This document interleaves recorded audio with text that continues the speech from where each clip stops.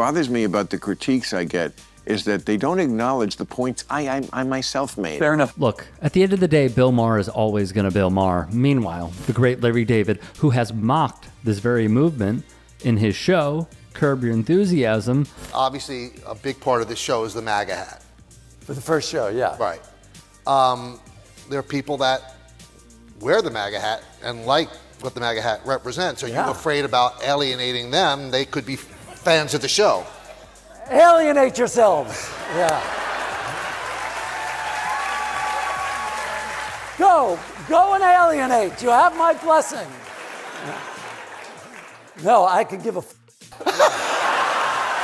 would speak his piece after Maher wined and dined with UFC CEO Dana White, Kid Rock, who somehow still was called Kid at 54 years old, and Donald Trump. Oh, I mean, you can't go a day without thinking about what he's done to this country, because he's such a little baby that he's thrown 250 years of democracy out the window by not accepting the results of I mean, it's so crazy. He's such a sociopath.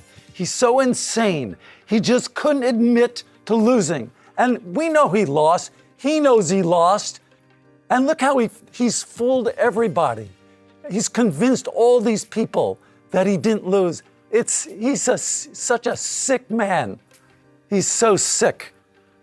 Anyway, no, it hasn't impacted me at all. David unloaded on Maher, and he did it with an op-ed. I hope he doesn't get deported for writing such a thing. He titled it, My Dinner with Adolf. David paints the picture well. It was spring of 1939, and a letter came to his doorstep from the world's most reviled man, Adolf Hitler. He details his critiques and how he was not encouraged by a soul to attend. He writes, I knew I couldn't change his views, but we need to talk to the other side, even if it has invaded and annexed other countries and committed unspeakable crimes against humanity. Before continuing, keep this in mind. Maher, on his show, which is still airing on HBO, quipped to his loyalists in the seats, I never felt I had to walk on eggshells around Donald Trump. I would never feel comfortable talking to Obama or Clinton the way I was able to talk with Trump. That's just how it went down. Make of it what you will. Me, I feel it's emblematic of why the Democrats are so unpopular these days. Back to David. Hitler gave me an enthusiastic greeting that caught me off guard. Frankly, it was a warmer greeting than I normally get from my parents, and it was accompanied by a slap on my back. I found the whole thing quite disarming. David also took a dig. The president is so nattily attired normally that I think it was shocking to a lot of people. The conservative hoopla over this piece of clothing. What's upsetting is that it just showed him relaxed. It just showed him that he was on vacation. People are dying. So it reinforced the wrong image. Oh, it was a nightmare. And only the Democrats and only liberals could actually elect a guy with a tan suit. When Nixon and Kennedy debated, Nixon wore a tan suit. And that didn't bode well for him, did it? It wasn't a suit of strength. Thus, David penned. I joked that I was surprised to see him in a tan suit because if he wore that out, it would be perceived as un-Fuhrer-like. That amused him to no end, and I realized I'd never seen him laugh before.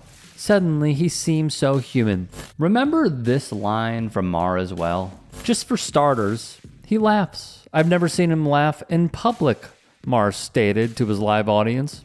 But he does, including at himself. And it's not fake, believe me. As a comedian of 40 years, I know a fake laugh when I hear it, and I thank you for them.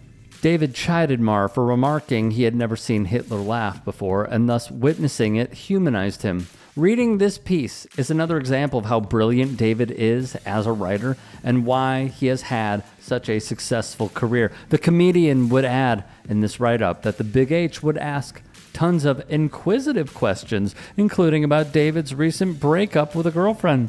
David typed that the woman he was no longer with remained insistent.